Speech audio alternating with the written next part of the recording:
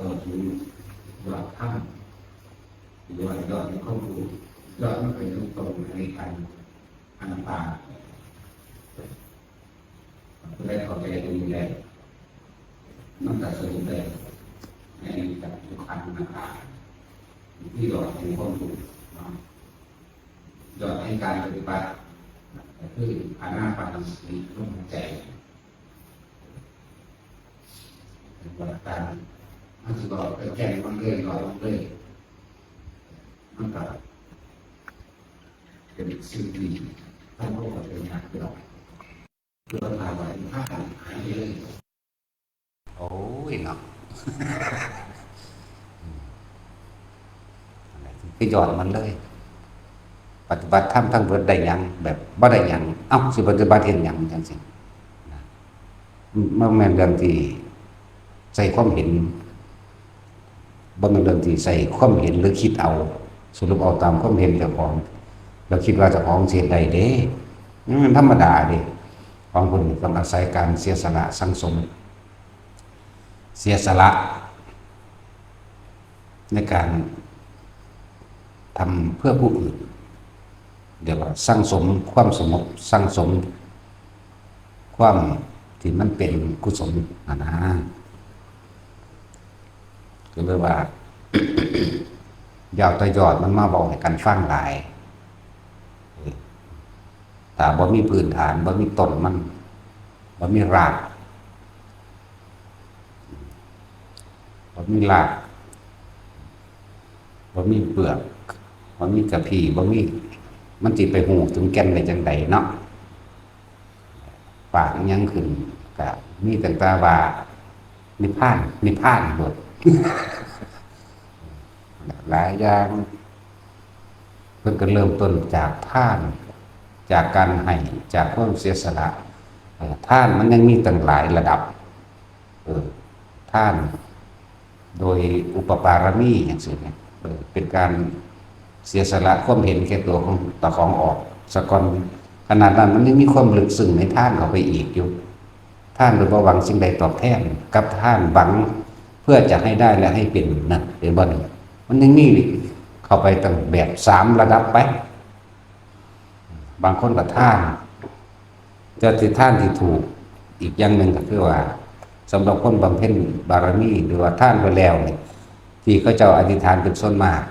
ผู้ที่เรียกว่าเห็นตามความเป็นจริงหรือมีความปรารถนาหวังการพ้นทุกข์จริงๆว่าท่านให้พระทั้งสี่ว่าทำอันใดที่พระคุณเจ้าได้รู้แล้วขอข้าพเจ้าได้เป็นผู้มีส่วนแห่งธรรมนั้นด้วยเถิดเจ้าข้านี่คืออธิษฐานอันนี้ยังว่ายังเป็นความหวังแต่ว่าเป็นมรรควิธีหรือว่าเป็นมรรควิสุทธิเป็นหนทางแห่งการเข้าถึงความบริสุทธิ์ได้แล้วพวกเข้าท่านนี่ส่วนมากก็คือท่านได้เอาของต่ำท่านยังเปรตเข้าใจบ่ล่ะท่านระวังรวยแม่นบ่นั่นแหละถามตัวเองขนาดท่านมันยังมีแบบนี้ซ่อนเล่นเข้าไปอีกเนาะท่านยังเปรตท่านอย่างท่านของหน่อยอย่างใดของหลายท่านด้วยความโลภนั่นท่านด้วยความโกรธก็มีเด้เนาะทั้งสั้นแล้วท่านด้วยความหลงก็มีอีกเด้ท่านยังเปรตท่านด้วยความโลภสาธุขอลูกค้าคนทุกข์คนยากขอให้ลูกค้าถูกลอตเตอรี่แล้ววันที่1นะเถอะนั่นว่าท่านยังเปรตท่านเพราะความโลภบัน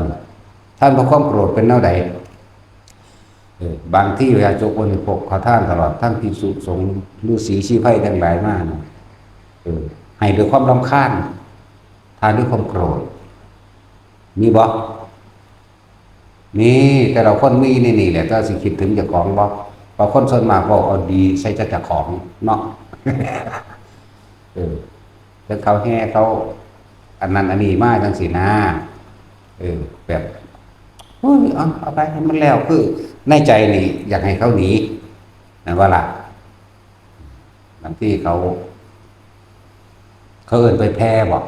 พอเฮาบ่เคยแพ้เฮาเลยบ่รู้จัก เขาเอิ้นว่าไปแพ้น้ำเฮือนน้ำซ่านแต่ว่าแพ้อย่างถูกต้องก็มีเด้แพ้อย่างบ่ถูกก็มีเด้แต่ส่วนมากแพ้แบบบ่ถูก แพ้แบบเมาเหล้าไปเอาคนเอาของเอาบาดใส่หอยข้อเจ้าของไปเอาคนนี่แหละแล้วเอาบาดหอยข้อเจ้าของไปทั้งเมาทั้งเซ่ไปนำแล้วทั้งเบาคู่เอาทั้งเขานำเอาทำบุญทั้งสันทั้งสี่ทั้งเมานี่แบบมิจฉาแบบพวกผีพวกเปรตปัญหากินพวกสัตว์นรกอันจังสี่แจ็คว่าล่ะเอาบาดหอยข้อเจ้าของเองแล้วก็ตีตึงตั้งตีกองร้องเพลงไปน้ำทางเราไปคมคู่เอาเพื่อนนั่นเพื่อนนี่อีกเด้อันนี้เขาเอิ้นทักษิวาจังใดชัดเดรัจฉานกับท่านนายแมนพวกผีนรกไปพวกอสุรกายอสุรกายกับพวกนรกนั่นแหละอสุรกายเลยจัดเขาในประเภทนรกไงเหมือนกันวันนี้ผู้ให้ก็ให้ด้วยความรำคาญก็มีเด้เนาะนั่นแหละเรียกว่าท่านด้วยความโกรธก็มีท่านด้วยความโกรธท่านด้วยความโมโหท่านด้วยความบ่พอใจเนาะแต่ที่เขาจะไปแพ้แบบถูกต้องเขาบอกอานิสงส์ว่าเพื่อเป็นการจัดสร้างมันจัดสร้างนี้ก็จะไปธรรมดาแบบถือขันใช่ป่ะล่ะแบบถือขันแบบสี่ก็มีอยู่มีแบบถูกเป็นสมาธิผิอยู่นั่นนะเป็นความเห็นที่ถูกอยู่หรือว่าเพื่อให้เกิดความสมัครสมานสามัคคีในการศิลาหรือก่อสร้างพระพุทธรูปหรือสร้างวัดว่าอารามกุฏิวิหารต่างๆสิ่งมันมี นี่คือแบบถูกต้องอยู่เขาไปขอเขาไปคำคมนอบน้อมอันนี้มันต่างกันเด้แล้วพวกกันเอาบาดหอยข้อจากของเซ่ไปแล้วก็ตีของปังดาวคนนั้นดาวพอดีแต่ว่าให้มันอีหานี่มึงจิตตกนรกบะเขาว่าเด้จะคู่เขาเนาะอันนี้พวกอสุรกายสัตว์นรกพวกนี้ไปหาแบบนี้พวกนี้บัดนี้ก็ได้เท่าได้แล้วพ่อเดือดขวดใหญ่เราก็เอาก็เอากันแหละทุกซื้อไปเลยเนี่ยบ่คือปากเจ้าของเบามันวะท่านซื้อขี้เกียจด้วยบุญบังไฟเขาว่าเด้บุญบังไฟมันสิมีมันตะโคดพอโคดแมงมันทางใดคำว่าบุญบังไฟบ่มีแต่ว่าเป็นประเพณีแต่คนละอย่างกันจะใส่คำว่าบุญน้ำหนามันเอาพระไปขายเนาะประเพณีบังไฟประจำประเพณีประจำปีเด้อว่าจังยาว่าบุญตั้งสั้นแล้วว่าล่ะออกเงินกันซื้อขี้เกียร์มันเอาเผาเจ้าของได้เหมือนจักว่าล่ะซื้อขี้เกียร์ซื้อมือจ้างสร้างว่าพูดน่ะแต่ว่าเป็นประเพณีจุดบังไฟประจำปีเด้อก็ว่าไปตัวตัดคำว่าบุญออกซะมันบ่สงบจักว่าล่ะบังไฟทั้งใดมันสิเป็นบุญมันบ่เป็นความสงบเรียกเบิ่งก็ได้ก็แตกเหล่าเซ่ไปเซ่มาเกือกตมอยู่ว่าสั่นแห่แหนอยู่ว่าสั่นเนาะบางวันก็ไฟใหม่รถตีกันฆ่ากันเล่นการพนันกันผู้ใดสิขึ้นสูงผู้ใดสิอยู่หลายหน้าที่ผู้ใดก็ว่าไปบ่เคยไปเบิ่งเลยบ่เคยไปเบิ่งเลยคือหูจักบุ๊คือเบาไปได้บุ๊นี่ก็เลยจังสั่นแล้วแหละสั่นแหละเดินว่าท่านมันก็มียังมีความสั่นเล่นท่านอย่างผีท่านอย่างเปรตท่านด้วยความโลภท่านอธิษฐานขอนึกขอแต่สิบอกว่าอธิษฐานมันก็จะถูกต้องกันได้ว่าท่านก็นึกขอจากร่ำจากรวยขอบ่แม่นธรรมดาเด้แต่ของรวยแล้วก็ยังให้ลูกเต่าหลานได้เป็นเจ้าเป็นนายได้เป็นเศรษฐีบุญรักษาเทวดาคุ้มครองมั่วตัวไปเบิดเนาะอายุยืนอีกมันบ่แม่นแค่นั้นหลายอย่างเว้ามากอ่ะนี่ ที่เขาถ้าว่าไปแพ้ไปขออีกแบบหนึ่งเพื่อมีจิตใจในการศึกษาจริงๆตะกี้โบราณจริงๆมันมีอยู่เด้ไปธรรมดาเนี่ยแหละไปธรรมดาบ่ได้เมาบ่ได้หยังก็ถือขันถือจานดอกไม้จริงๆนะไปมาขอแพ้นั่นอันนี้สั่งบัตรสั่งว่าน้ำกันเด้อไปสินะเพื่อให้เป็นที่อยู่ของพิจุของสามเณรรวมเป็นศีลธรรมนึงก็ว่าไปอันนี้มันไปหาแบบกินเหล้าเมายามันบ่ถึงอันนี้นั่นแหละมันต้องมีตั้งหลายแบบก็ในท่านหรือความโลภท่านยันเปรตท่านหรือความโกรธให้แบบไม่พอใจเนี่ยละ ทั้งที่ไปดีๆงามๆก็มีเด้มันบ่แม่นแค่นั้นอีกเด้บัดเป็นพระแท้ๆนี่ก็ทั้งด่าทั้งให้ก็มีเด้เออมันมีมาแล้วในก่อนพุทธกาลซะด้วยซ้ำก่อนพุทธเจ้าของอีกก็ยังมีเออท่านเพื่อจะให้เอาชนะกันก็มีเด้โกรธโมโหกัน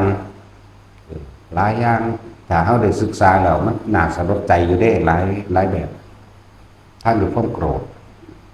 พระเจ้าผมก็ย่อมไปยักเถือเอาขี้ให้เพิ่นก็มีเด้จังซั่นแหละเกิดกายเกิดต้องนรกทุกท่านเป็นกรรมพุ่นล่ะขึ้นมาแล้วก็เกิดกลายเป็นคนที่มีกินโตเหม็นเน่านะหลายอย่างนั่นแหละ พวกเขาก็เลยเม่นท่านจะขอเด้ออย่าจากใดอย่างนี้ถอดอย่างนั้นสุดยอดของมันในการอธิษฐานบารมีก็ว่าขอผลท่านนี้ที่ข้าพเจ้ากระทำเป็นปัจจัยให้ข้าพเจ้าได้ถึงซึ่งพระนิพพานในปัจจุบันชาตินี้เถิดโปรดอย่าอนาคตเด้อมันบ่ถึงเนาะมันยามเอาปัจจุบันถ้าเขาบ่เริ่มต้นปัจจุบันเฮ็ดจังไดอนาคตมันสิดีได้เนาะใช่แหละเริ่มต้นที่ปัจจุบันนี่แหละเริ่มตอนนี้แหละยามขอไปกินนะคำว่าขอตัวนี้เลยเกิดกลายเป็นอธิษฐานบารมีขอผลท่านบุญกุศลกรรมดีของข้าพเจ้านี่จงเป็นปัจจัยให้ข้าพเจ้าถึงซึ่งพระนิพพานในปัจจุบันชาตินี้เถิดจากบาละมันเป็นหนทางแห่งความบริสุทธิ์อันนี้มรรควิสุทธิหรือว่าเป็นหนทางแห่งความบริสุทธิ์เป็นความอยากแต่ว่าเป็นความอยากแบบกุศลอยากพ้นทุกข์นั่นเองบ่เป็นเครื่องขวางมรรคผลนิพพานนั่นบ่เป็นเครื่องขวางแต่ว่าเป็นเครื่องสีน้ำนี่เรียกว่าความอยากอันหนึ่งที่เป็นความอยากไปในทางพ้นทุกข์นะครับคนละอย่างกันกับความอยากในความเข้าใจทางโลกพ้นทุกข์คือรวยของเขาแปลว่าจังสั่นแต่ของพระพุทธเจ้าก็เป็นแบบนั้นมันก็มีหลายแบบเรื่องว่าพุทธเจ้าเพิ่นท่านเพิ่นศีลเพิ่นยังก็แล้วแต่เพิ่นปรารถนาโพธิญาณเพิ่นอยากแต่อยากเป็นพระพุทธเจ้าอยากพาคนพ้นทุกข์นี่คนละอยากกันจากว่าล่ะการใช้ความอยากแต่ว่าเป็นความอยากที่เป็นกุศลพวกนั้นความอยากเป็นอกุศลเนี่ยนะคนละอย่างกันเด้นั่นแหละขนาดท่านมันยังมีซ่อนเล่นเนาะสิไปว่านิพพานเลยมันตั้งใดสิไปรู้จักมันก็ตั้งหลายอันหลายแบบหลายอย่างในสมัยอดีตของนางวิสาขาเคยสร้างพระพุทธรูปบ่เคยเป็นจังสิบ่เคยสมัยพระพุทธเจ้ากัสสปะเพิ่นก็สร้างพระพุทธรูปเพื่อกันเนี่ยเพิ่นบ่สร้างเด้อพุทธรูปแตกหักเพิ่นก็ซ่อมเด้ทั้งซ่อมทั้งสร้างทั้งยกฐานพร้อมเด้นี่เห็นบ่ล่ะโอ้ยมันมีมาก่อนนั่นอีกเวลาเพิ่นเว้าอดีตนิทานของผู้นั้นผู้นี้บอกประวัติผู้นั้นผู้นี้เคยสร้างเคยซ่อมแซมเป็นยกฐานปูพื้นสร้างขุดน้ำบ่อกอศาลาแม่นบ่ล่ะบัดจังซั่นครับมันสิเว้าเรื่องลึกลับให้ฟังอีกก็ได้ขนาดพุทธรูปสมัยพระพุทธเจ้ากัสสปะเฮานี่ยังมีอยู่เด้แต่ว่าล่ะมันบ่แม่นว่ามันสูญหายไปไสดอกมันมีแนวบดบังไว้ในหั่นแหละแต่ว่าล่ะจังซั่นแหละยังมีน้ำเฮานี่ก็มีทั้งองค์บ่ใหญ่มีน้อยท้องเหลืองท้องแดงนี่แหละปนกันนั่นแหละมีเพิ่นว่าบ่มีพุทธมีมาตั้งแต่เริ่มต้นกลับใหม่กับพระกักกุสันโธนั่นบ่พระโกนาคัมนัสสะพระกัสสปะเห็นบ่หลังจากมาพระพุทธเจ้าเฮาเวลาเพิ่นบอกอดีตนิทานว่าผู้นั้นสร้างนั้นสร้างนี้เห็นบ่สร้างพระไตรปิฎกมากก็คือภาษาลิบุตรจังซี่นะผู้จุดวัตถุพ้นเทียนแม้กระทั่งว่าเอาตัวเองนี่เป็นแท่นเป็นแท่นนั่นประทีปนะเอาน้ำมันเทใส่เจ้าของจุดแล้วก็เดินท้องอิติปิโสรอบพระเจดีย์จังซี่ก็ยังมีจังซั่นก็แล้วพระอนุรุทธะเคยเฮ็ดมานั่นคำว่าสร้างของพุทธรูปสร้างพากันปฏิเสธหลายเนาะ นั่นแหละมันมีอยู่แล้วนั่งมีสาขาก็เคยสร้างเพิ่นบ่ซั่นเพิ่นเดี๋ยวว่าซ่อมแซมที่ชำรุดแล้วก็สร้างเป็นองค์ใหม่ก็สร้างยกฐานขึ้นตะกี้องค์ที่ชำรุดตะกี้มันตกมันหักนั่นบ่ล่ะตกพื้นเรียราดไปเพิ่นก็เอาขึ้นมาซ่อมเมื่อซ่อมดีแล้วเพิ่นก็สร้างฐานนี่มันคือเฮาสร้างแผ่นฐานแบบนี้ฐานยกขึ้นสูงปูริเทพื้นอย่างดียกพื้นขึ้นสูงเห็นบ่ฐานะเพิ่นบ่เคยตกต่ำเลยไว้สิเว้าตลอด91กับเพิ่นก็ว่าได้เด้อนี้บ่ได้ตกต่ำอาจสิมีนิดๆหน่อยๆในช่วงต้นบ่เอาสมัยนี้บางช่วงซื่อ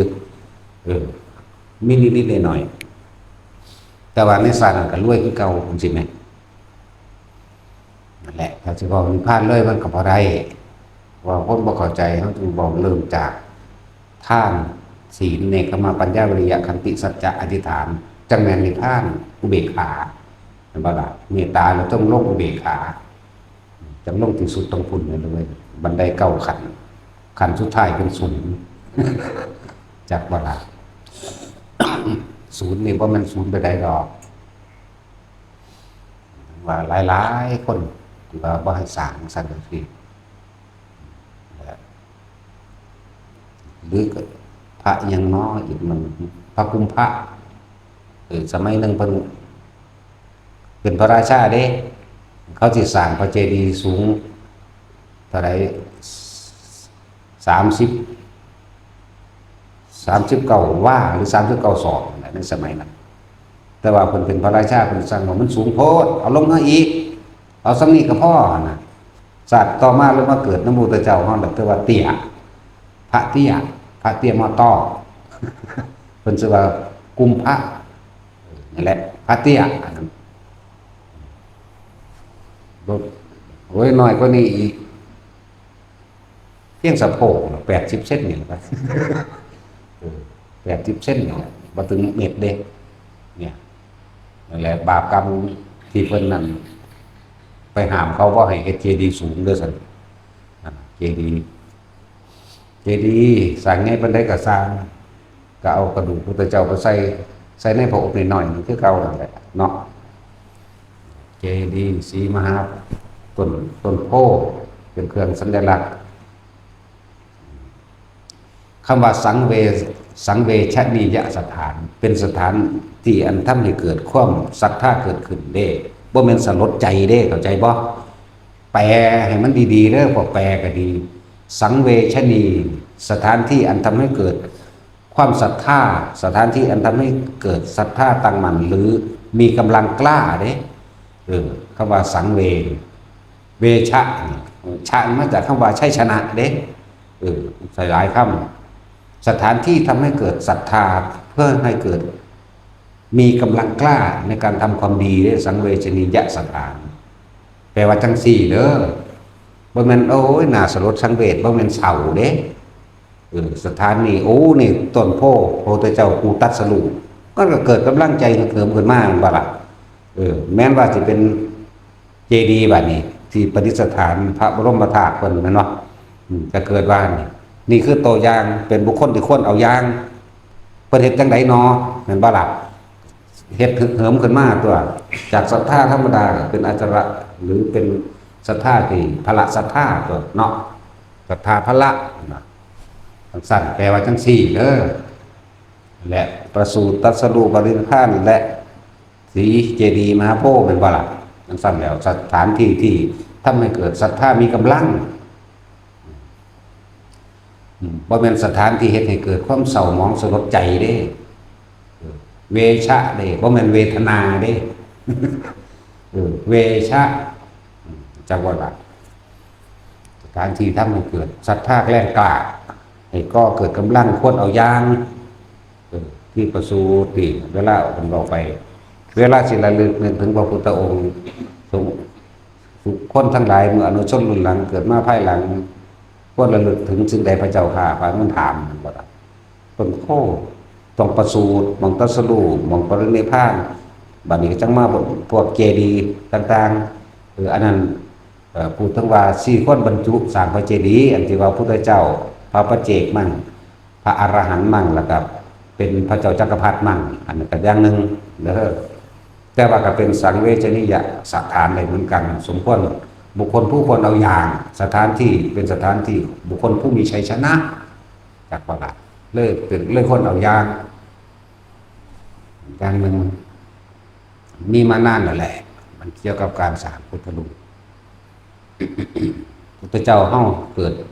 เป็นคนทุกข์ในสมัยหนึ่งพระพุทธรูปหรือมือหักเพิ่นเอาดินได้ไปปั่นใส่ดินเหนียวขอมือหักสมัยหนึ่งไปหาอ่านเบิ่งโลดโอ้ยตั้งหลายหมื่นเรื่องเนาะบ่แม่นพระเจ้าให้100 ชาติแค่นั้นเด้แม่นสำนันเด้เพิ่นเอาดินไปปั่นแล้วต่อใส่แล้วก็ทำความเคารพกราบไหว้เกิดเป็นคนทุกข์บ่แม่นว่าบ่เคยถูกอยู่จนอยู่ยากจนอยู่จนว่าใส่ชื่อว่ามหาทุกขตะนั่นแหละคือทุกข์จนที่สุดลักษณะนั้นจังว่าสิผ้าเฮ็ดผ้าสร้างทุกสิ่งทุกอย่างนี่เน้นการประขออย่างนั้นก็คือตั้งจิตมุ่งมั่นสู่จุดหมายเดียวคือนิพพานเท่านั้นเรียกว่าอธิษฐานบารมีตั้งใจมุ่งมั่นสู่จุดหมายที่ปรารถนาคำว่าอธิษฐานมันปรารถนาความพ้นทุกข์นั่นแหละนิพพานเลยอย่าบอกแต่เรื่องนิพพานหลายเนาะบอกก่อนที่สิถึงไหมมันพากันคิดเอาโหด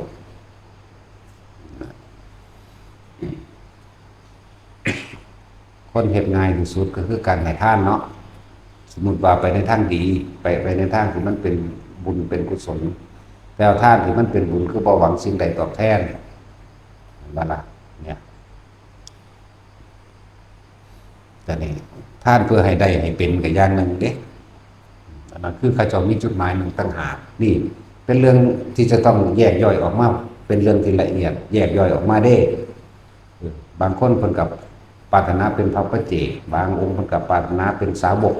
เป็นผู้เลิศทั้งตาทิพย์ทั้งหูทิพย์ทั้งทรงชาติทั้งยังก็ว่าไปทั้งให้โอวาทภิกษุณีมั่งทั้งผู้มีวาทะสวยงามทั้งผู้หรือเลิศทั้งวินัยมั่งนะนี่ก็อย่างนึงโอ้ยเฮาบ่ต้องเอาอย่างหนึ่งหรอกเฮาอย่างบ่กลับมาโลดแต่ว่าก็ต้องอาศัยเริ่มต้นก้าวแรกก่อนคือทานแหละบอกยอดมันเลยยอดทางปัญญาเลยคือการเห็นอนิจจังนะเห็นอนัตตาเห็นโลกนี้เป็นของว่างเปล่าเพราะว่าเห็นโลกนี้เป็นของบ่จีรังยั่งยืนเห็นสุญญตาทั้งตนเองและโลกนี้ไปเลยมีบอกถึงปัญญาสูงสุดนั่นบ่ล่ะสั้นแล้วมันที่เข้าใจก่อนเนาะบ่เข้าใจคนบ่เคยเห็นหยังมาเลยมานั่งฟังปกจักเว้าหยังบุแม่นบ่เอาฝรั่งมาฟังดูจักเว้าหยังแม้มันสิเข้าใจภาษาไทยก็สร้างนั่นบ่ล่ะสั้นแล้วจักเว้าหยังบุนั่นล่ะเอาเขาก็มาดูอยู่ได้ล่ะกว่าจะเข้าใจได้ก็ธรรมดาเขาถามเขาว่าเป็นหยังคนคือเอาของมาให้แน่เห็นว่าล่ะแล้วเขาก็ถามเมียเขาเองเอาให้เฮ็ดหยังเขาว่าเขาเมียเขาก็อธิบายไปคนสงเคราะห์โลกด้วยช่วยเหลือคนมั่งช่วยเหลือสัตว์มั่งช่วยเหลือคนเฒ่าคนป่วยมั่งน่าอยู่ไปอยู่มากก็เริ่มเห็นนั่นบ่ล่ะเริ่มกลายเป็นเรียกว่าเฮาเลยเป็นไอดอลเขาก็มีเห็นบ่ไอ้ทั้งสั้นเลยเว้ยคนคือนิยมชมชอบหลวงพ่ออันนี้แท้เห็นบ่ทั้งสั้นแล้วบัดนี้เพิ่นเห็นรู้เขาเพิ่นซอยคนตัวอ๋อแบบนี้นี่เองนะมันก็งี้นั่นแหละจะไปเว้าเรื่องบวชเพื่อนิพพานเองมันสิเข้าใจบ่เนาะ ของเขาเพื่อหยังเขาถูกสอนมาเพื่อให้ขออย่างเดียวแล้วให้เชื่ออย่างเดียวแม่นบ่ล่ะตั้งแต่เกิดมานี่ไปแล้วไปสวดมนต์ละสวดมนต์ขอพรได้นั่นขอให้พระเจ้าดลบันดาลให้เห็นบ่ขอให้มีชีวิตหรือว่าหยังกระสร้างเสริมขอให้ไถ่บาปให้จังซี่แม่นดลบันดาลให้ไถ่บาปให้จังซี่เฮามาเว้าเรื่องจังซี่นิพพานเด้อเพิ่นเข้าใจซะล่ะใช่แล้ว ถูกบังคับ หรือว่าบ่แม่นบังคับก็คือมันเกิดมาพอเลยแต่ว่าทางบ้านเฮาก็เกิดมาพอเลยเลี้ยงสารปูตาเนาะลดล่มไข่สอนขวัญ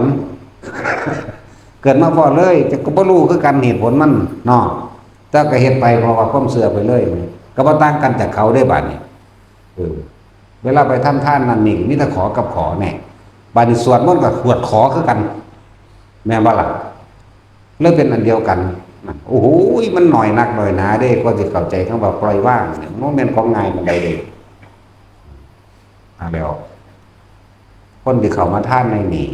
ก็อาศัยเฮาสิได้เทศน์ให้ฟังแม่นบ่บอกอันใดควรให้บ่ควรอันใดเป็นกาลเทศะเทศนาแปลว่าบอกแปลว่าสอนแปลว่าบอกสิ่งนี้ควรสิ่งนี้ไม่ควรสิ่งนี้ผิดสิ่งนี้ถูกถ้าแล้วก็จากเมื่อก็ยังดีเนาะยังได้สิเศร้า ก็มีมาดูเขาโอ้สิมันเศร้าง่ายตัวบัดเนาะมันเศร้าแล้วท่านมันก็มีหลายแบบอยู่มันนี่ท่านเพื่อความใดอยากเป็นแต่สิเอาเรื่องพระพุทธเจ้าเนาะเฮ็ดหยังกระสร้างสำเร็จสัพพัญญูอย่างเดียวแน่แต่ว่ามันเป็นหนทางอันเป็นกุศลได้ล่ะแต่ว่าถ้าคนทั่วไปธรรมดาท่านยังกระสร้างให้กูรวยอย่างเดียวเนาะต่างกันบ่ล่ะเพราะฉะนั้นว่าท่านยังผีท่านยังเปรตบ่คนให้ท่านก็ยังมีหลายระดับเนาะให้ด้วยความโลภเนี่ยให้ด้วยความโกรธให้ด้วยความหลงแต่บ่ล่ะหลงยังล่ะถึงว่าเกิดพบได้ชาติใดก็สิได้ร่ำมีรวยนั่นแหละเข้าใจวางสั่นแต่ว่าบ่ฮู้จักว่าได้เป็นทุกข์ได้เป็นสุขจังว่าต้องอธิบายตั้งแต่พื้นฐานเบื้องต้นพื้นฐานไปเลยพื้นฐานคือท่านเป็นสิเข้าใจได้จังไดสละชีวิตเป็นท่านเนาะแต่สิเข้าใจได้จังไดว่าท่านอะไรสูงสุดกระทำมาท่านนะนั่นบ่ล่ะโอ้โหมาธรรมดาเด้อแต่เข้าใจเรื่องท่านแบบมันบ่แม่นธรรมดาต้องอาศัยให้เพิ่นอธิบายฟังเอาพวกเฮาบ่ทันเข้าใจแต่ท่านของภายนอกก็ว่ายารักษาโรคนี่อาหารนี่ที่อยู่อาศัยนี่เครื่องนุ่งห่มนี่เห็นบ่แล้วก็ให้ความสะดวกสบายจังซี่ก็อย่างหนึงแล้วท่านมาท่านในคือหยังท่านอวัยวะในกายท่านอย่างท่านเลือดเป็นต้นเพราะคนชินแนวนี้อยู่เนาะของในกายว่าซั่นเรียกว่าอุปปารมิท่านของในกายท่านอวัยวะในกายท่านตับท่านปอดทั้งสิ้นไงลักษณะท่านดวงตาเป็นอย่างนี้นี่อวัยวะบริท่านสูงสุดก็ท่านชีวิตได้บัดแน่แต่เรื่องท่านก็มันแยบค่ายแต่หน้าไปก็ดีแต่บอกเรื่องท่านสัตว์เดรัจฉานเท่านี้คนทุศีลเท่านี้คนมีศีลเท่านี้คนมีฌานเท่านี้โสดาเท่านี้ก็ยังแยกเข้าไปอีกคนเนาะ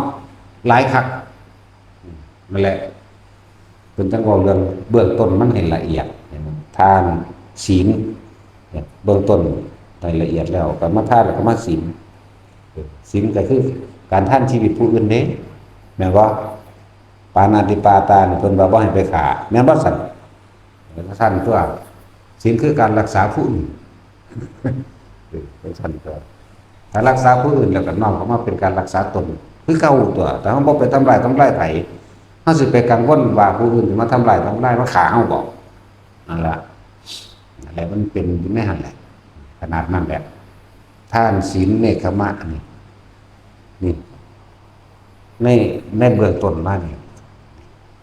จึงบอกว่าเบื้องต้นอย่างละเอียดมากๆจึงสิสามารถรักษาตนเองคือรักษาศีลได้อย่างนั้นจังสิว่าคมใจในความพอใจในรูปรสกลิ่นเสียงได้บ่นี่เนกขมะคือการคมใจออกจากกามเข้าใจบ่นี่จังว่าปัญญาแปลว่าเห็นตามความเป็นจริงรอบรู้ตามความเป็นจริงของสิ่งทั้งหลายทั้งปวงเลยแน่ถ้ามันเข้าใจตัวนี้แล้วจึงมีความเพียรจึงมีความอดทนเห็นบ่วิริยะขันติสัจจะพอเห็นตามจริงแล้วเนาะสัจจะอธิษฐานเมตตาจังมาอุเบกขาก็ต้องอาศัยท่านเป็นเบื้องต้นซะก่อนเนาะแล้ว อย่าบอกแต่ว่าเรื่องนี้พลาดหลายเออคนที่ยังว่านั่นแหละศึกษาไม่เหมือนกันกับภิกษุนักบวชหรือคนที่มีศรัทธาในการที่เขามาบวชนี่จะเป็นอรหันต์เข้าใจเป็นอรหันต์แต่ว่าก่อนที่ไปถึงอรหันต์นี่มันเขาเจ้าเห็นอย่างนี้พระนี่บวชนี่เห็นบ่ล่ะเขาเจ้าก็ต้องศึกษาเรียนรู้ภายในสะก่อนแล้วก็มาเฮ็ดจังใดคือสิเป็นไดก็ต้องการเดินจงกรมนั่งภาวนามั่งสวดมนต์สาธยายแนวอย่างนี้มั่งเด้บ่แม่นไปบอกแต่ยอดมันเด้เนาะก่อนที่ถึงนั่นแหละว่าศรัทธาต้องมีปัญญาศรัทธาปัญญาความเพียรประกอบกันสามอย่างปัญญาก็รอบรู้ในสิ่งทั้งหลายทั้งปวงว่ารอบรู้ในกองสังขารตามความเป็นจริงแต่จังมีความเพียรพยายามที่จะทำให้มันถึงตัวบัดแล้วพื้นฐานต้นนี่แหละแต่เบื้องต้นว่าท่านแตกฉานดอกไผ่ก็ดีเนาะว่าแท็กซี่ตะกี้มึงเคยขอปะ มึงหากระมังหงยินกูเว้านี่เนาะจังเศร้าเหมือนกันกับเฮาขอนิพพานนั่นแหละ แต่ว่าต้องเฮ็ดเอาเนาะ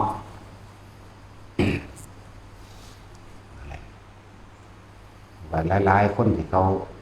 เถียงกันเรื่องพุทธเจ้าก็ได้สอนให้สร้างพระพุทธรูป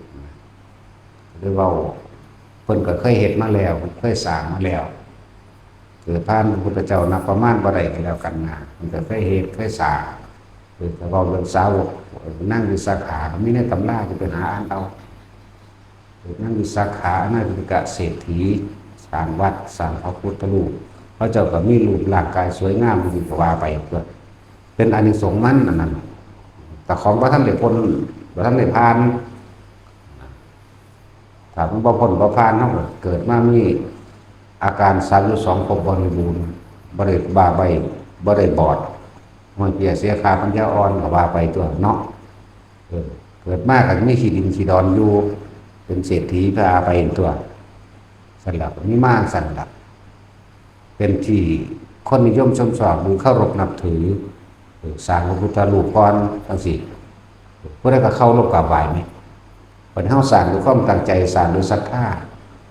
ตั้งใจเฮาก็เคารพเพิ่นอยู่แล้วเฮาก็สร้างด้วยความเคารพเหมือนกันนะครับบัดก็ชักจูงชักชวนหมู่พวกสร้างไปนำกันเนาะนั่นแหละก็จะค่อยสร้างเบิดนั่นแหละพวกบ่เห็นก็บอกไปทั่วล่ะเนาะพวก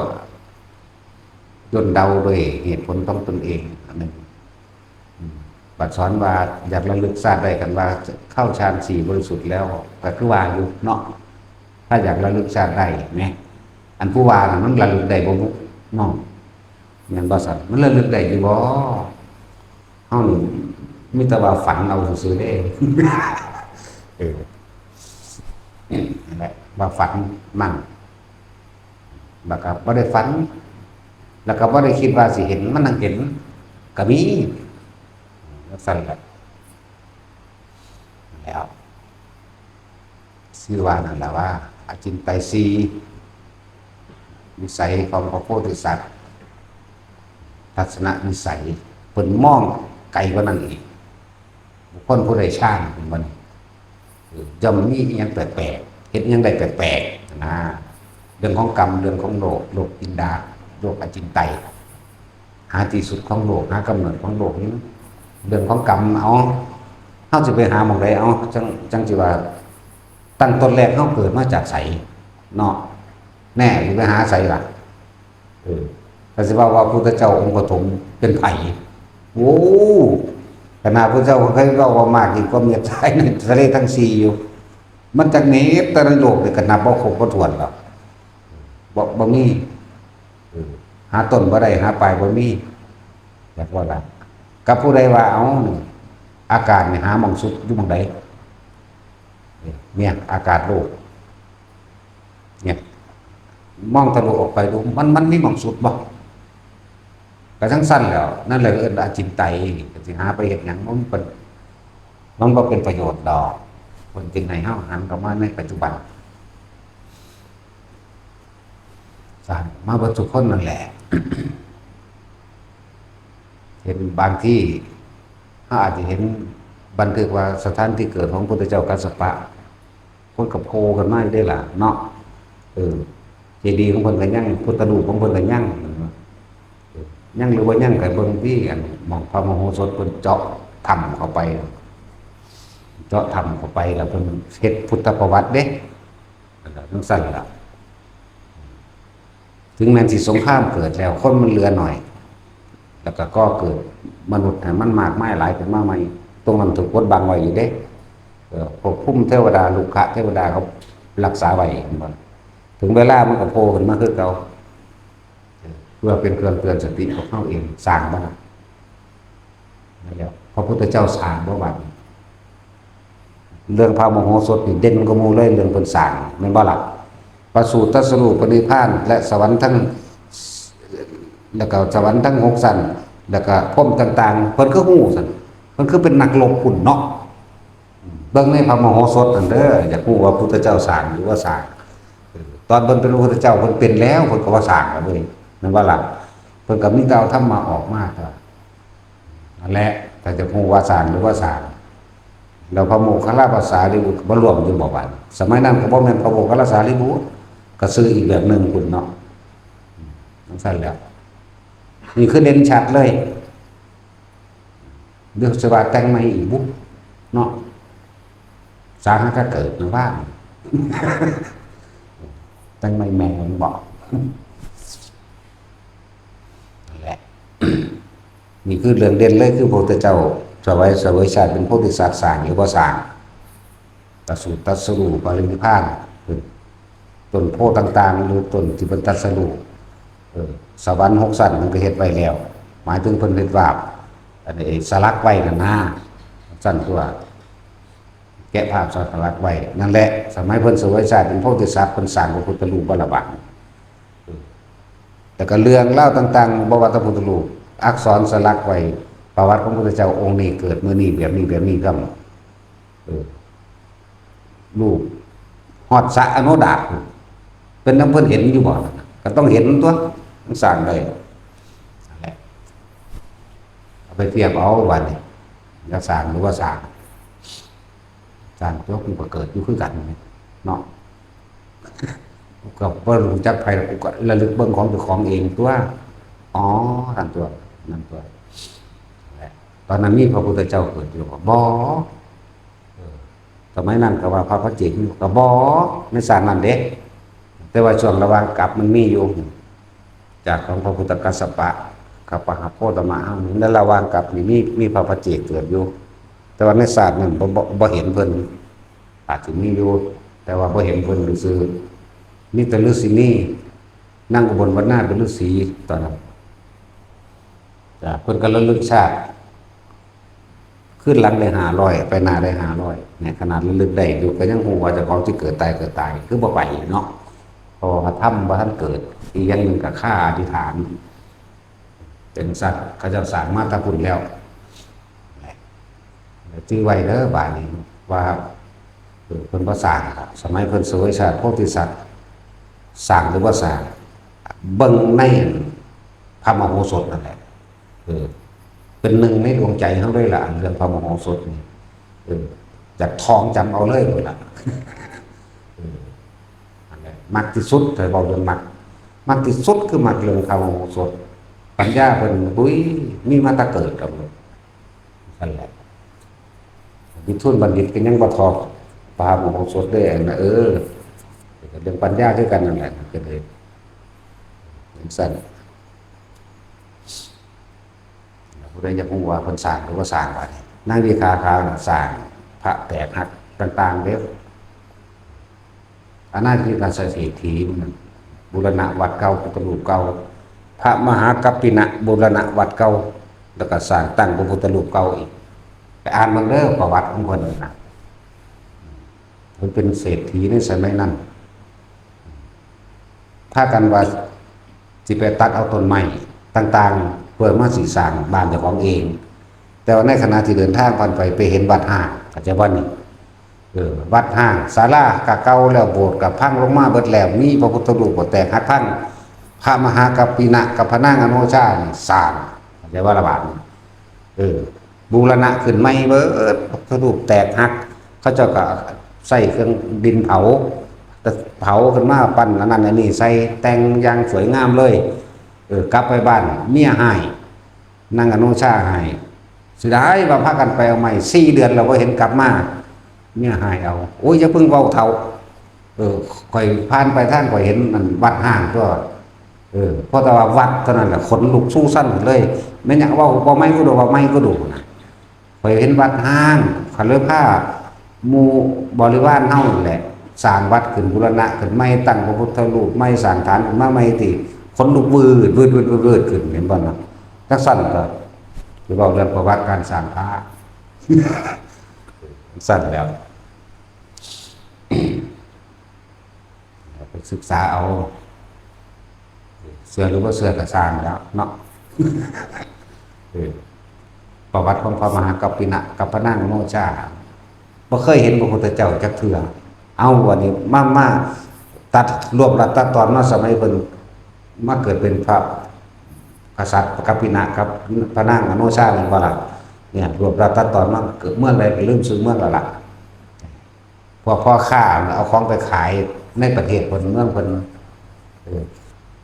บ้านเมืองพวกเจ้ามียังเกิดขึ้นอยู่บ่มีแนวแปลกๆคิดไปคิดมาเอาพระพุทธเจ้าเกิดเป็นแล้วเด้ซั่นได้ยินคำว่าพระพุทธเจ้าเกิดเป็นแล้วเด้ซั่นสลบเลยเห็นบ่ขนลุกสู้สั้นขึ้นแล้วสลบน็อกลงเลยเห็นบ่เว้าไม่ก็ดุ3 เทื่อที่3จังตั้งใจฟังเอาดีๆเห็นบ่ล่ะสั้นตัวตอนเพิ่นเสด็จไปประกาศป่าไปหาเล่นน้ำอันแหละก็ได้มีเงินเท่าใดตอนนั้นก็300,000มอบให้พ่อค้าพวกนี้เลยแล้วก็ฝากถ้าเขาไปในเมืองไปบอกเมียไปเด้อว่าค่อยไปบวชแล้วมันหมู่อมาตย์เป็นพันเดินทางนํกันพอต่อไปถึงแม่น้ำสวดอิติปิโสได้จังได๋ซั่นเพราะมันมีทั้งในอยู่แล้วครับแม่น้ำสายที่1สวดอิติปิโสแม่น้ำสายที่2สวดสวากขาโตแม่น้ำสายที่3สวดสุปฏิปันโนเข้าหาพระพุทธเจ้าเลยทั้งสั้นแหละและคือพระเจ้าสังสมมาแล้วเป็นแบบนั้นพวกพ่อค้าขายเกลือขายป่าขายพริกมื้อนี้เดินทางเข้าไปในเมืองเห็นพ่อค้ามากงูลิงมากแล้วมันมีเครื่องประดับของพระราชาด้วยสั่นอยากบ่ล่ะเอามามอบให้นางอนุชาเรียกว่าก็เลยบอกเรื่องเล่าให้ฟังสามีท่านนะที่แรกถามว่าบ้านเมืองพวกเจ้าเอาเคยเห็นนี่อันเครื่องประดับอันนั้นอันนี้เอามันคือของมันท่านมหากัปปินะแท้นะบ้านเมืองพวกเจ้ามีอย่างก็เลยถามโอ้พระพุทธเจ้าเกิดแต่ละตัวสลบคือกันเห็นแบบเดียวกันเลยฟื้นมา3 เดือนแล้วกันบัดนี้ก็เลยถามว่ากษัตริย์ผู้นั้นน่ะเอาเงินในพวกเจ้าเท่าไหร่บอก300,000โอ้ยหน่อยแหละนั่นเขาเจ้าสนับสนุนกันเลยเด้ทั้งนี้ให้เก่าเลย3 เท่าแล้วก็ประกาศขึ้นเลยเลิกทุกคนอยู่นี่เลิกความเป็นทาสใครได้ต้องการไปกับผู้ขาโดยความสมัครใจมากผู้ใดบ่ต้องการไปก็เอาสมบัติเหล่านี้ไปเลี้ยงชีพนะทั้งสั้นแล้วได้รถมาต่างๆพากันขี่ไปด้วยกันนั่นแหละข้ามแม่น้ำที่1ก็สวดอิติปิโสข้ามที่2ก็แบบเดียวกันเลยอันนี้บอกประวัติความเป็นมาว่ามาสร้างพุทธรูปเลยบอกให้ฟังซื่อดอกตามที่เขาเจ้ามีบันทึกไว้ว่าสร้างองค์น้อยองค์ใหญ่ก็สร้างว่าอานิสงส์หากับแต่องค์ใหญ่สวรรค์มันก็มีอย่างที่เพิ่มขึ้นอยู่ดอกอานิสงส์วางสั่นแต่ว่าจึงว่าสร้างเขียนใส่ใบไม้ก็หากับวาดรูปหากับปั้นด้วยดินหรือวัตถุใดก็สร้างแต่ว่าวัตถุที่สร้างที่มีราคาหาประมาณบ่ได้คือสร้างด้วยแก้วบ่ล่ะสร้างเฮาเลยสร้างด้วยแก้วเฮาอยากได้หลายเฮามันโลภมากอยากบ่ล่ะเนาะแต่สิโลภมากเลยสั่นเพิ่นว่าสร้างด้วยแก้วเลยสั่นสูงสุดเหมือนผู้หาตะแก้วแล้วมาสร้างอยากสนะหมู่หน่อยเนาะว่าเป็นคนสูงซื่อๆครับแต่คนสูงสิดา ถ้าหมาศูนย์มันสิเฮา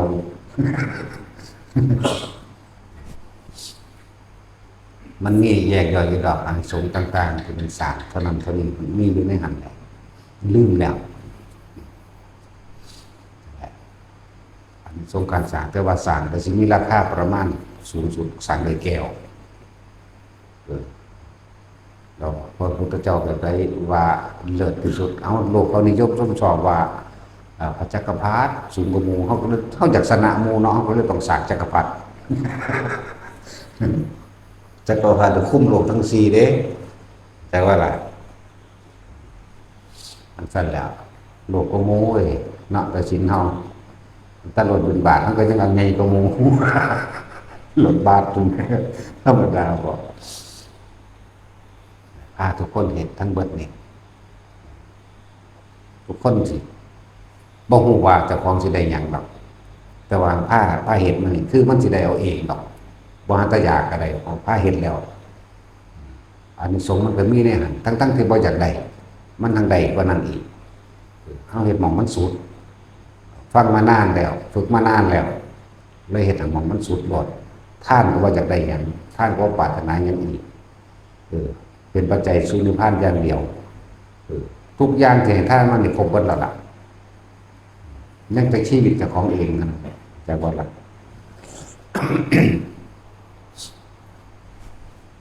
แต่เบากว่าสิมาถึงยอดมันได้วันเบาเรื่องยอดกับยอดแห่งการปฏิบัติกับลมหายใจหนึ่งเด้อนะแต่ว่าล่ะยอดแห่งการปฏิบัติก็คือลมหายใจยอดแห่งปัญญาก็คือการปล่อยวางจากสิ่งทั้งหลายทั้งปวงเพราะสิ่งทั้งหลายทั้งปวงมีความเกิดธรรมดามีความดับเป็นธรรมดาเรียกว่าเห็นความเกิดดับเพราะว่าเรียกว่าเห็นสิ่งทั้งหลายทั้งปวงบ่จีรังอย่างอื่นมีความเกิดเสื่อมสลายแตกดับเห็นไหมอันนี้จังอนัตตาเท่านั้นแหละเนี่ยมันจะบอกว่าใช้อีกก็มองมันสุดแต่ว่าละผู้ใดเกิดมาจะได้หนีทุกทั้งนั้นแหละแต่คนส่วนมากไปสร้างที่เกิดก่อนตายเนาะตายแล้วเกิดเลยเด้อบริมาสวดยังไงมาฟังเอากุศลาดอกจิตสุดท้ายก่อนตายก็ล่ะขนาดว่าท่านเลยว่าสิตายตอนนี้ยังเป็นอยู่เดี๋ยวนี้ยังแข็งแรงปึ้งอยู่นี่นะเนาะยังคิดเรื่องนั้นเรื่องนี้แบบนั้นแบบนี้อารมณ์ก็เกิดไปนั่นเลยว่าไปสร้างพวกเอาไว้ว่าท่านเลยตายอยู่ไปเกิดแล้วความคิดไปเกิดไปดับเราได้มันเกิดไปดับไปเกิดไปดับถ้าใจขาดในขณะนั้นพวกจะไปอารมณ์ข้างมองใดมองหันแหละมันจะไปมองหันแหละอันนี้เรียกว่าตายปุ๊บก็ไปว่าแต่ของเฮ็ดไปก้อนที่สิตายจะเคยก้อนตายว่าละบาดทั้งสั้นแล้ว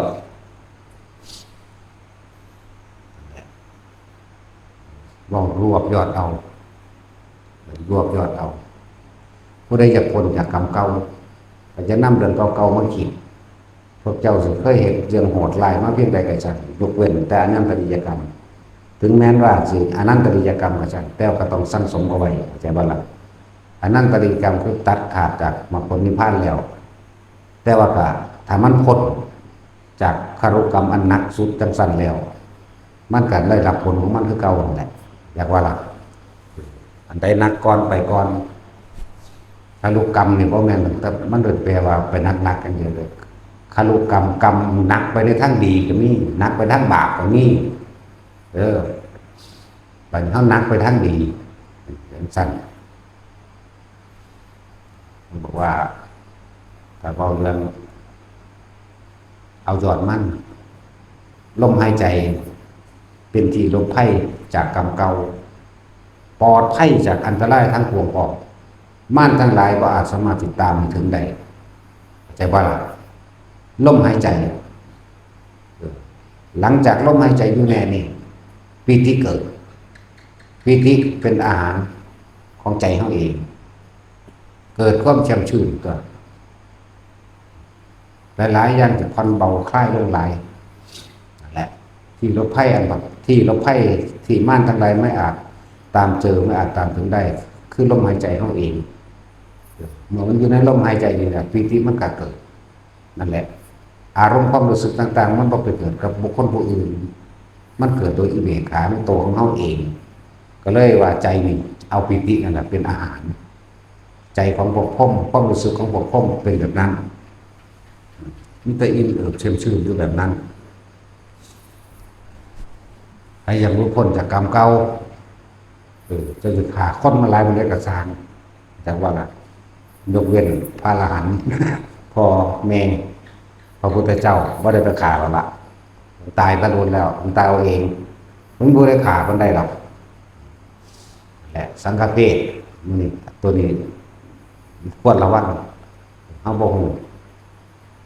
ทางที่ดีเยอะไปยุ่งกับเพิ่นดีกว่าสั่นไรวันนี้นะมาเทศแค่นกูแมงอย่างนั้น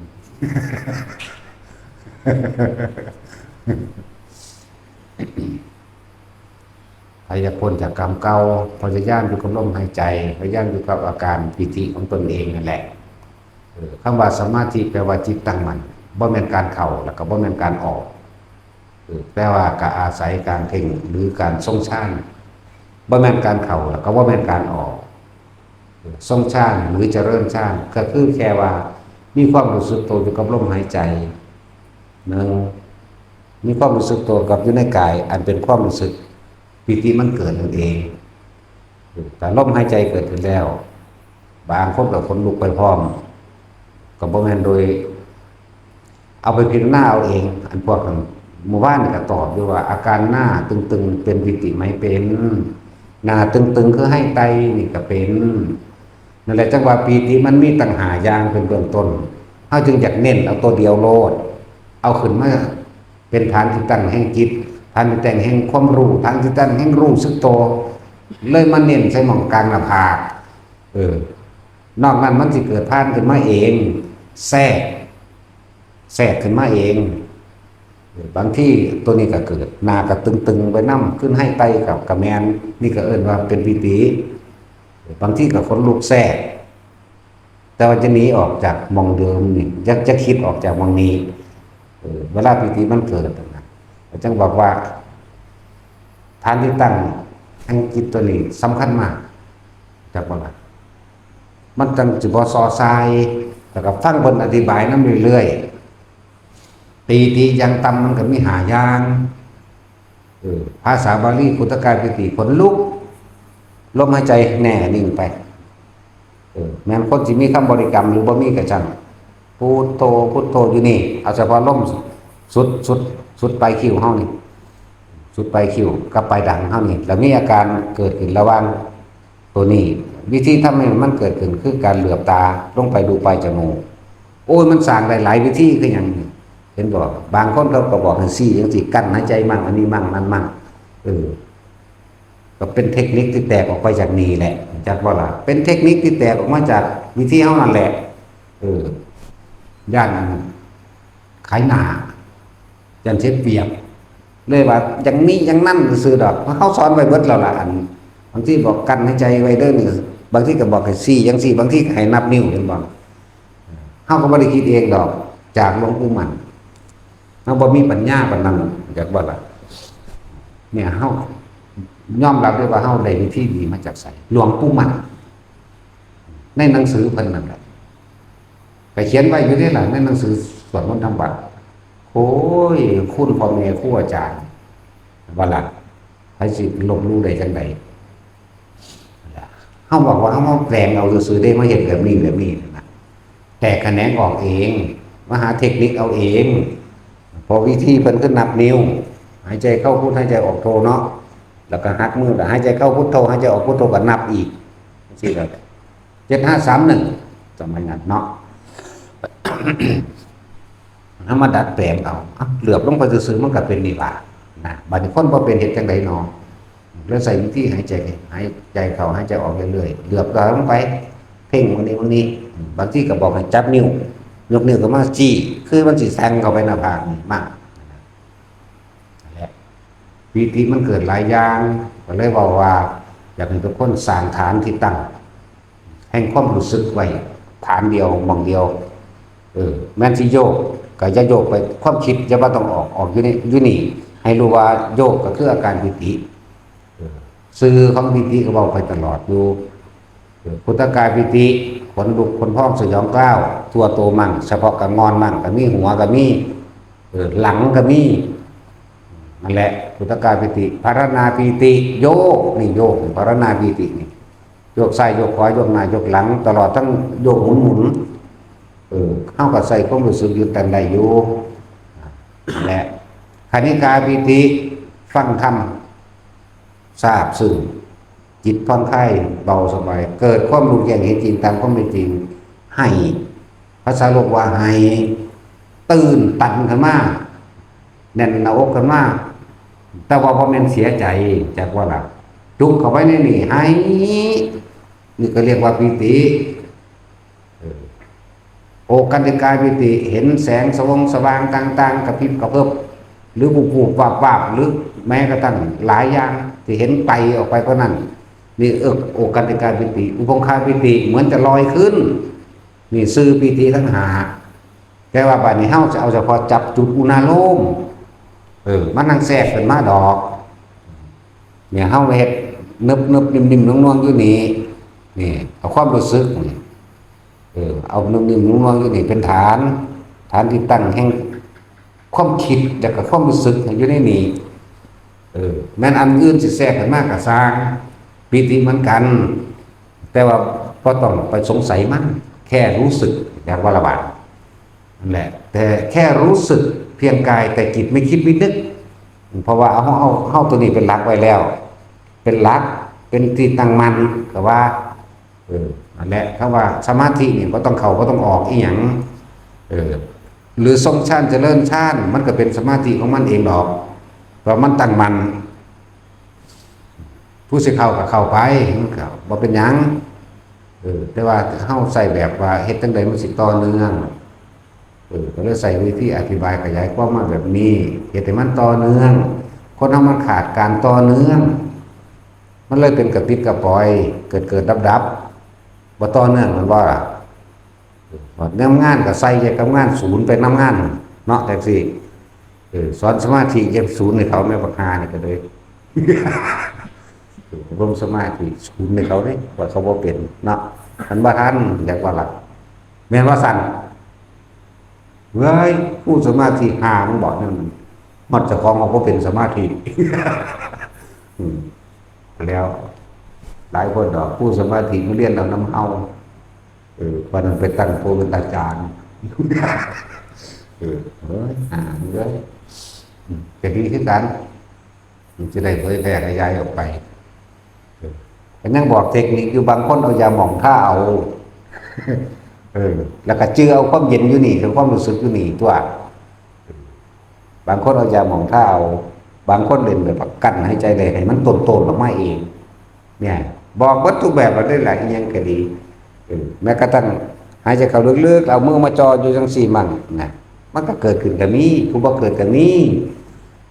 อันใดก็ได้ถึงมันเป็นวิธีทำให้เกิดขึ้นได้อันใดก็ได้แต่จื้อเอาอย่างเดียวนี่จำเอาในความรู้สึกนี้อันนั้นเหตุใดมันสิต่อเนื่องความหมายเขาต้องการความต่อเนื่องมันสิส่งไปหรือว่ารักษาความคิดหรือรักษาอารมณ์ความรู้สึกไว้ในกายเวทนาจิตเวทนากายไว้นี้ธรรมคือสิ่งทั้งหลายทั้งปวงมันเข้ามากระทบสัมผัสนั่นแหละรู้สึกซื่อๆแต่เรื่องกายแต่มาทำผัสทั้งกาย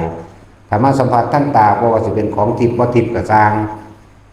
ก็แค่ว่ามันแค่เกิดดับเนี่ยมันก็เห็นไปเรื่อยของมันตัวบ่ล่ะหูก็เหมือนกันทั้งเสียงทิพย์บ่ทิพย์ก็สร้างคือหมามันเห่าไปเมื่อกี้มันก็แล้วไปแล้วบ่ได้ดึงเข้ามามันบ่ล่ะยินอยู่นั่นแหละเอาไปแล้วมันก็นั่นเราเห็นเกิดดับไปเรื่อยเห็นความเกิดเห็นความดับเห็นความบ่ยืนยั่งยืนของสิ่งทั้งหลายทั้งปวงรูปเสียงกลิ่นรสเห็นว่านี่เว้าสรุปเห็นตั้งแต่เฮาสิต่อเนื่องได้บัดนี้ที่เอิ้นว่ามันเป็นหยังคือตัดกรรมเก่าได้เพราะว่ามันเปิดเนี่ยถึงเรื่องเก่าๆม่านทั้งหลายจึงตามบ่เห็นบ่พอเพราะว่าเฮาบ่มีความคิดไปนึกไปเอาให้มันมา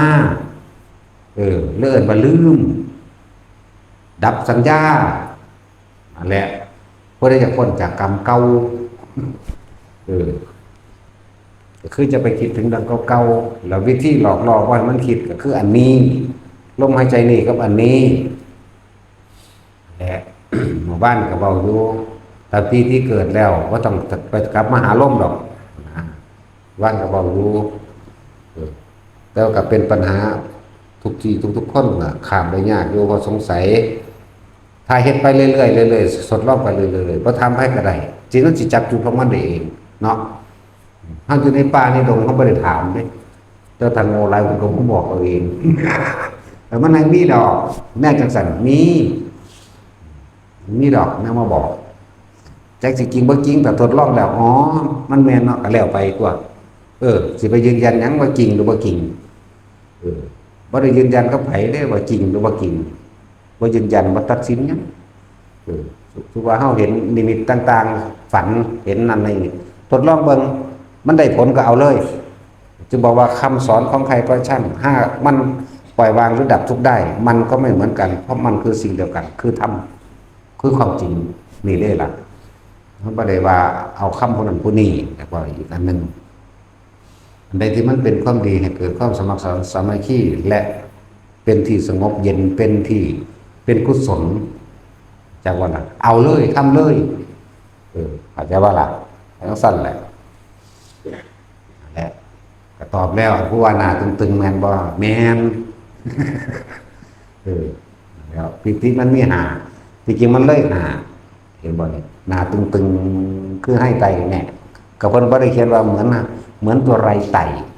เด้เพิ่นบ่ได้เขียนแต่เขาเอาความรู้สึกออกมาเปรียบเทียบเหมือนมดไตหรือแมงไตเพิ่นบ่ได้เขียนไว้ดอกเพิ่นเขียนไว้หามันเลยหาคือกายลอยขึ้นลอยจริงๆก็มีบัดมันบ่ได้ว่าแต่เหมือนหรือเกิดความรู้สึกมันลอยขึ้นทำให้ตกใจมันบ่ว่าจังซั่นแล้วมันที่ลอยหอน้ำน้ำมันลงไปหมดน้ำก็ได้ธรรมดาบ่แล้วเฮาผสมกับมันคือแต่ฝึกไปก่อนได้เป็นแสนเป็นล้านเทื่อเพิ่นเด้ออันสิเอามาเว้าทวนๆนี่ว่าแม่นว่าหาก็เฮ็ดมาตลอดแหละก็บ่ท้อบ่ถอยไปเรื่อยอันใดก็สร้างที่เฮาได้ยินได้ฟังมาแล้วนี่บ่ได้เชื่อเด้จังว่าพระได้ยืนยันตัดสินบ่ได้ปักใจลงว่าเชื่อแต่ว่าเฮ็ดทดลองเอาถ้าบ่แม่นก็ทิ่มถ้าแม่นก็ทิ่มเด้สั่นตัวทดลองเอาแล้วเพิ่นบอกตัวว่าบ่ให้เชื่อเนาะอันแล้วทดลองเอาอิหยังก็ดีแต่ที่แน่ๆทุกคนจะได้หนีตายเบิดแม่นว่าล่ะตายเบิดอนัตตาเบิดสุญญตาเบิดเนาะสั่นตัวภาษาเกิดมาหากินซ้ำตายมันกระดอกกระเดียดเนาะเอาสถานการณ์เข้าชาติแล้ว